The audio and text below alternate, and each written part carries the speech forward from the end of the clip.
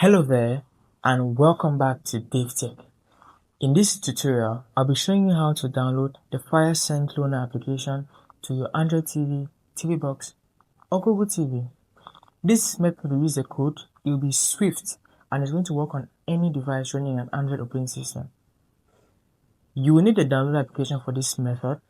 If you do not have this application already installed, check the link in the description and I've linked a tutorial showing you exactly how to get it. When you have it, click on it to get in and go to the Home tab. Under the Home tab, put in the code for our application. For FireSend Cloner, the code is going to be 983 1094. 1094. Verify that this code is correct, double check it if you need to, and ensure to hit the go button after that to begin the download process.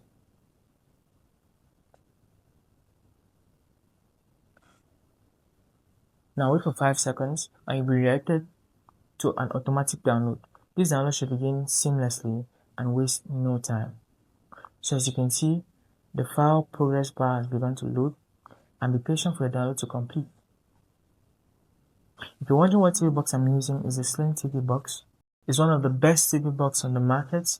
Check the link in the description to have a copy.